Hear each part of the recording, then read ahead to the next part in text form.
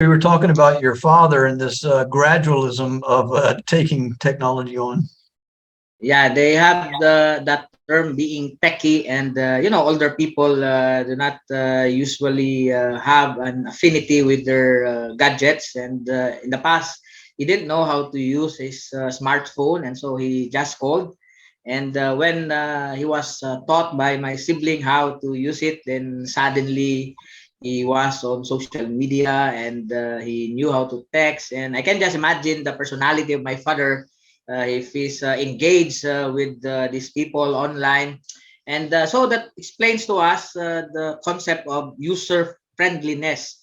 Instead of us manipulating these gadgets, actually, these gadgets are very inviting, and the temptation is there because it's easy to use these apps, and because of this sort of online interaction, people can do a lot of things, and yet at the same time also they can do things that can be destructive, and it will make people not like each other a lot, and will make people less interested as to talking to each other even if they are inside the house, because instead of paying attention to your partner or your kids, for instance, you are playing games online, or you're manipulating your gadget.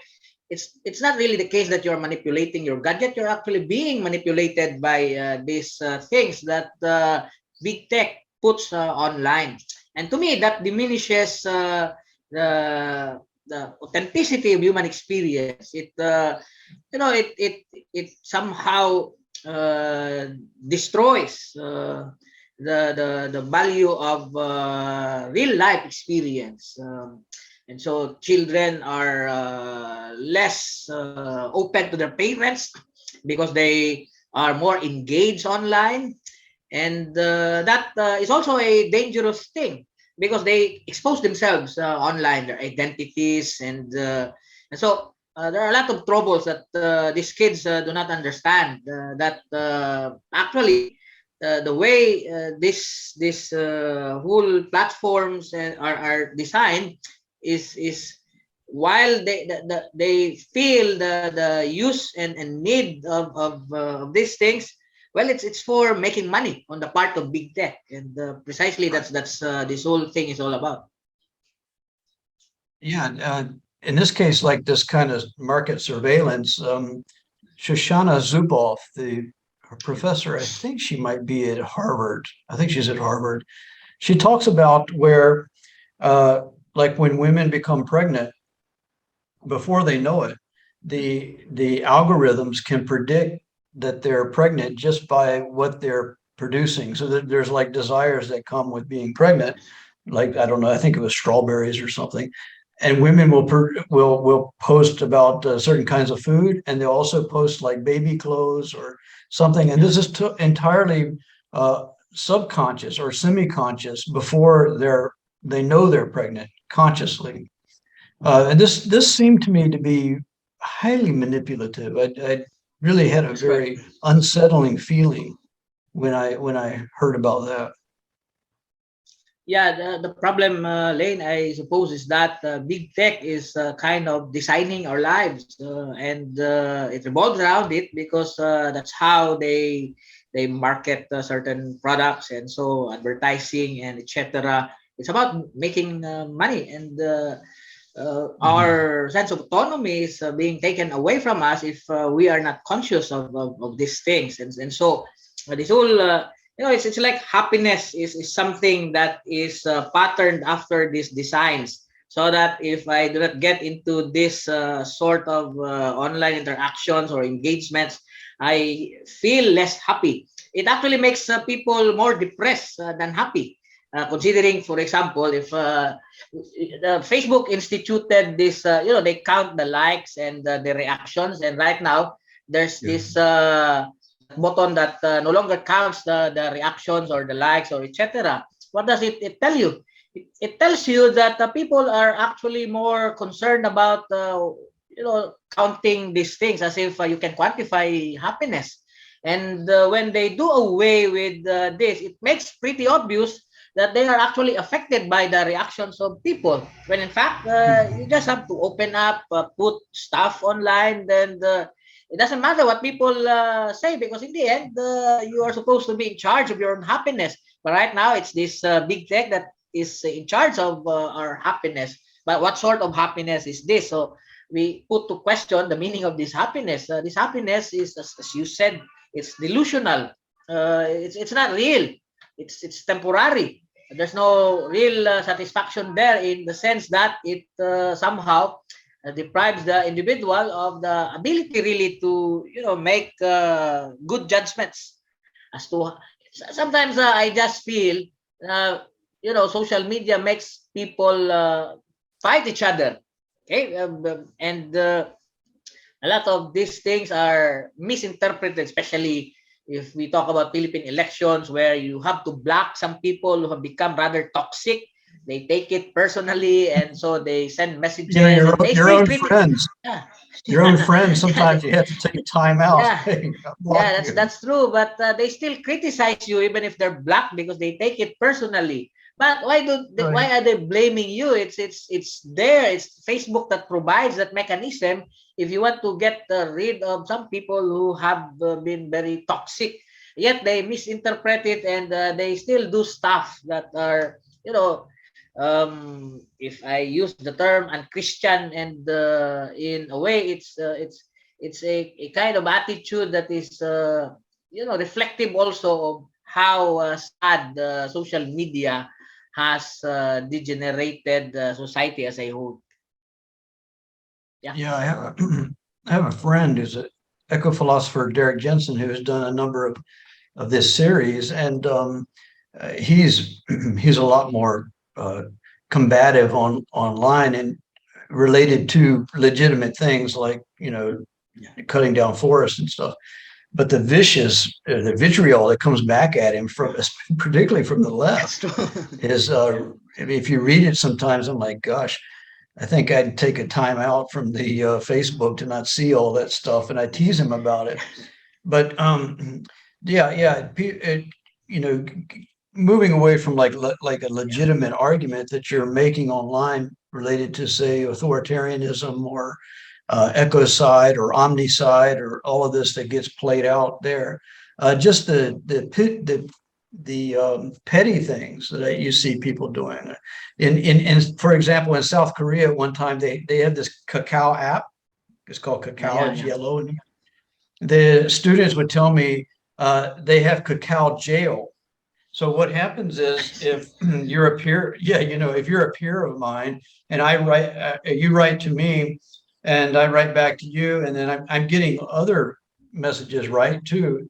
But all of these people have expectations, Yeah. and the ones that maybe have more social power and less social power and so forth, you don't know who to write back to signal to, and you may have to go do something like go to dinner or something, and then you don't write back to them, and then people are mad at you. So now you're in That's cacao true. jail, they call it. That's yeah. A lot of crazy stuff happen because of these experiences that were not previously available to us before. In the past, we Right. have been patient about people. We are more understanding, but because it leaves a lot for a room for misinterpretation. I think that's part of the hermeneutics of meaning that is involved in this whole technology thing, and this whole social media thing. But at the end of the day, you realize that Facebook and other social media platforms like it. Why? Because they benefit from this, they profit from this, without people realizing that this is what is happening. And the exposure to these things, I believe, is problematic, because it makes human relationships less in terms of the actual commitment that we must have with people. When you have a friend, you tell him something, you don't have to get a reply immediately. But on Facebook, if you send a message on Messenger and it's just seen, people will misinterpret that you're being ignored, that you do not matter to Right. someone, that you're Because irrelevant. the red light is Yeah, on. yeah, Your that's red true. light is on, so you didn't answer to me. Yeah, that's the thing, and people are no longer that open, and especially in the Philippines, where the values are quite communitarian, and what this means for us is we take things as almost everything is personal, and so that really is also a problem. That's why there are a lot of troubles if you read many of this stuff coming from the Philippine election experiences. It's all part of because there is no technology that is like isolated from the social or political context of every society. All technologies are always mediated by these political realities and social and ideas. So that somehow if we do not handle it well and we mismanage it, it can result to a lot of chaos in society. Even in the academe, you try to implement something and you do not explain it well to people, people will misinterpret as you trying to impose and throw your weight around on people. And precisely that's the case somehow, because we have been less critical of the influence of technology, and so we are somehow less human in terms of how we deal with people, because we now make technology and these gadgets and these machines, these tools, to do the talking for us. Yeah, one Yeah. thing here, Layne, is there's this say program that some teachers use, where students can simply answer there, and if they are unable to answer, then they have to repeat the process, but the teacher is not there, and so that student is dealing with this internet program that prevents them from really developing more fully as humans, because education is about character, it's about people talking to each other, and not a person talking to some machine or a computer. Sorry. But the teacher is not there, the teacher is absent. That's no different from a father who is absent when the child is growing, and so a lot of things are lost. And somehow this is how we misuse technology, thinking that the technology can do its own job without human values. No, that's not supposed to be the case. Yeah, you're right about this actually. That very point. Uh, the technology should not be divorced from human values, as you said. Even if you have some kind of technique, like you have this device, whatever it is, a gadget, the gadget in itself doesn't have purpose, but it is within a context of people and use. So if you take this gadget and put it in another different culture, so if you take a gadget that's used in, say, democracy, and you put it into an authoritarian system, then you're going to have different outcomes, Yes. from this particular gadget. The same thing with this pen.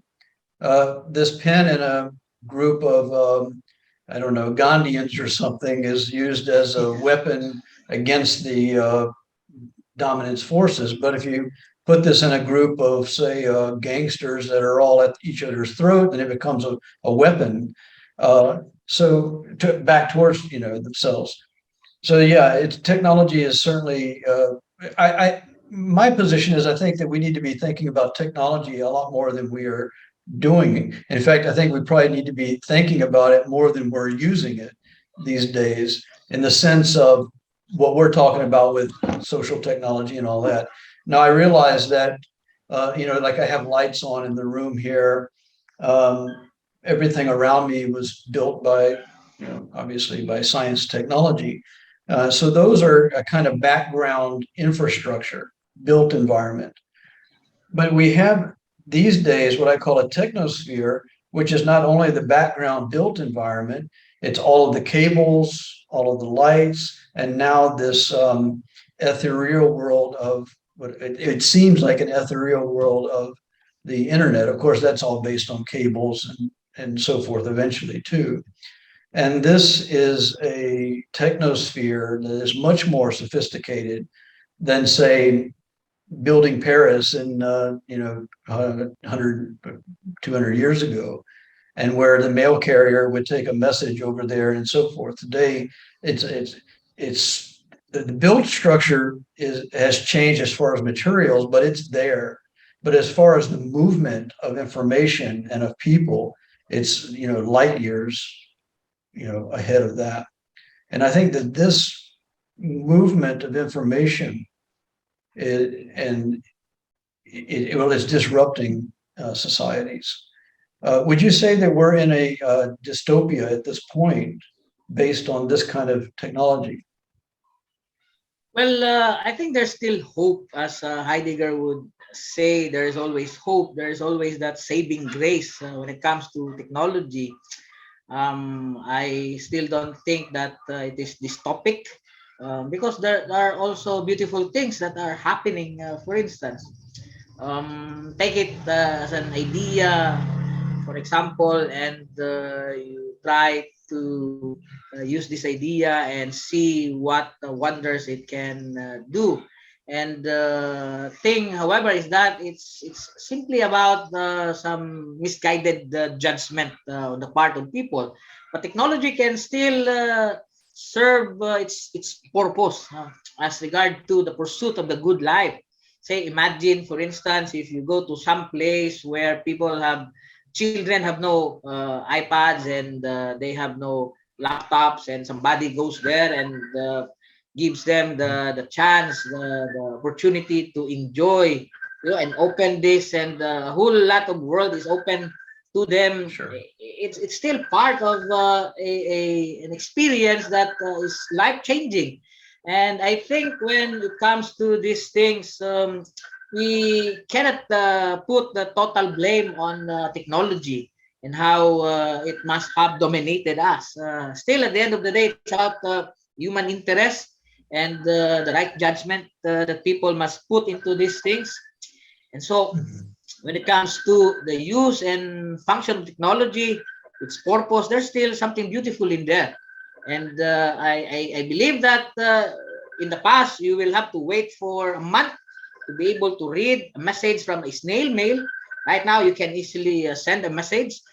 The problem is when you are insincere and you lack the commitment. But when the message is sincere, when it is real, then I think technology doesn't take away anything from the message itself.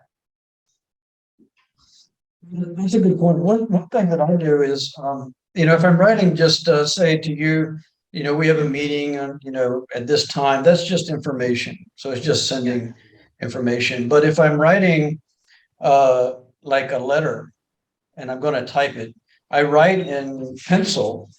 In fact, here's one right now. I write in pencil first, and I work with the letter, and I get in there with it, with just the pencil. Then I type the ideas that I have there into a more integrated letter, for someone. This helps me to keep this kind of distance between just writing anything out on, of course, stream of consciousness. I can write faster, when I just do stream of consciousness right onto the computer. But I find that when I write things out on the paper, even if it's just some ideas, an outline, or I write the whole thing, this gives me a chance to consider the ideas, to consider the vocabulary and the language. I think that maybe this might be lost a lot these days, because if you think about in the past when they would write letters like that, people were a lot more educated at the time and so forth, so they would write like that. So that's one thing. To finish up here, let me ask you about the recent AI chatbot. The one engineer from Google, who is also a Christian priest, had been interacting with this chatbot over the course of maybe many months, and the he says the chatbot has convinced him that he can't tell, that the engineer can't tell if that chatbot is a human or a machine writing back to him.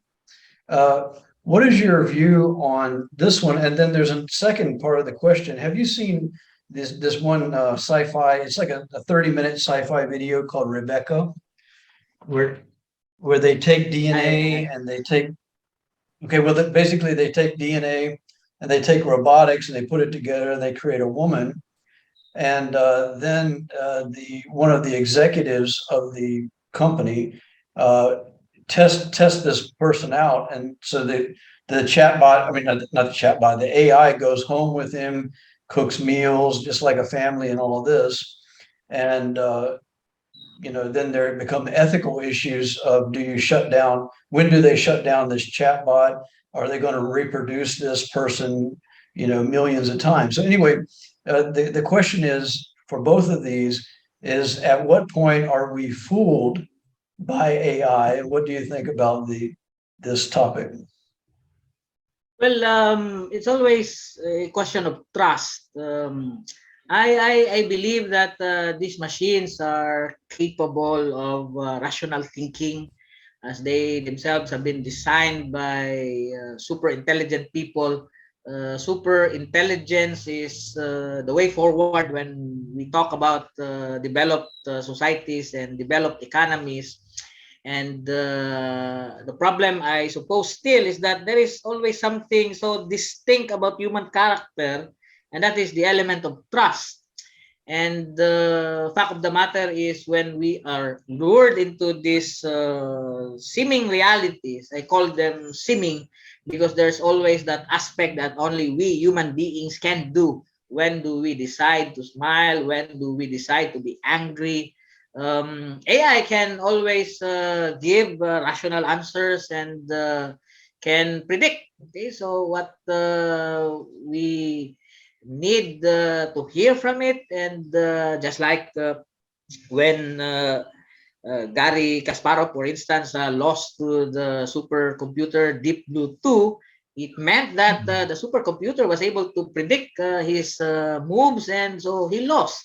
But there are aspects of human intelligence, I suppose, that are imbued with culture, history, and tradition. And these are these things that you cannot put into artificial intelligence, because these are things that the human will, courage, for instance, real commitment, the desire really to talk when and to stop talking is something that is purely human, and this full gamut of human interest is something that you cannot put into a machine. A machine can only answer in an intelligent way, in a rational way, but there are certain processes in human life that are not really rational. It's not rational, for instance, for you to favor the youngest amongst your children, but it's perfectly all right from the point of view of culture. And machines cannot make this sort of distinctions. While it can do higher order logical thinking, we cannot.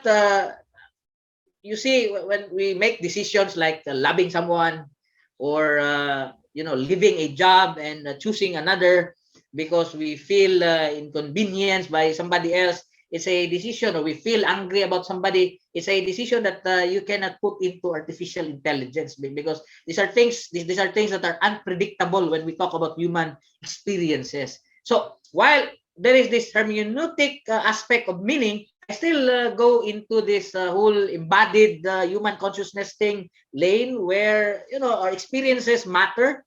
And even if we feel some pleasure, for instance, engaging with machines, there are aspects of our experiences that you cannot really predict, because you do not know the future, in the sense that there's no way of knowing when certain things might happen without you, like really expecting them to happen. And love at first sight, AI cannot predict that. I suppose there's still a lot that we can imagine, but AI, of course, is doing good in terms of this interface, globalization, improving the situation at factories, and this whole thing provides us with a way as regard to solving many of our most difficult problems in medicine, for instance, when you talk about going into these tissues, and these machines do wonders. But there are aspects of human reality that you cannot just put in a box, because we are not just brains. We're human beings, Right. body and soul. Yeah, that's my by Right. It's understanding. not, it's reality, and human intelligence isn't, Yeah, it's not computational. yeah, uh, we have a full body experience of the world, even though there's it's mind, and mind, is has its correlates in the body, like the neurochemicals and stuff. But it without having experience, then the AI wouldn't be able to do much. What if we had a sophisticated AI that then we raised up from being a baby all the way up if it could grow? But then at that point, then you're using DNA, right? And some other kind of yeah, system. It doesn't seem like that we don't even know the right questions to ask to even get to that point. And it's probably, actually, it's probably beyond our ability. But as you say, I could see AI being really effective for, say, secondary backups in the medical system. So the physicians make the diagnosis, and they have the list of drugs that they can prescribe for that particular condition. And then after this is done, then you have an AI checking that also runs down and see if this matches the diagnosis. So you get a more sophisticated diagnostics. Same thing with like a head scan, or the scan of the chest. The AIs can pick out a lot of things and make it easier yes. for diagnosis, like differential diagnosis, get more accurate. Yeah, I think that will work. Okay, so finishing up here, I think that I had mentioned that this this idea of desire in technology, right? One is there is desire to make technology, and as you say, and I think it's right, there's an instrumental aspect that we want to use it to make life better. There's the other problem of it becoming controlling of us, and we become the instrument, as we talked about. Now, you talk about consumerism and the happiness and cultural industry. Let me get your ideas on that as we finish up today. Well, I believe that the problem is with our definition of happiness, and it's according to Marcuse, it is rooted in this context of delayed gratification. The way technology is designed is such that we have these false needs. So if you imagine, for instance, the first iPhone, which was released in 2007, and you compare it to the latest iPhone, the interactions that you can find, so in the latest, render the first iPhone obsolete. Even if during that time it is considered to be the most stylish, chic, and of course the most desired of all gadgets that came out into fruition. Yet, why is it that they have been designing these gadgets and remodeling it?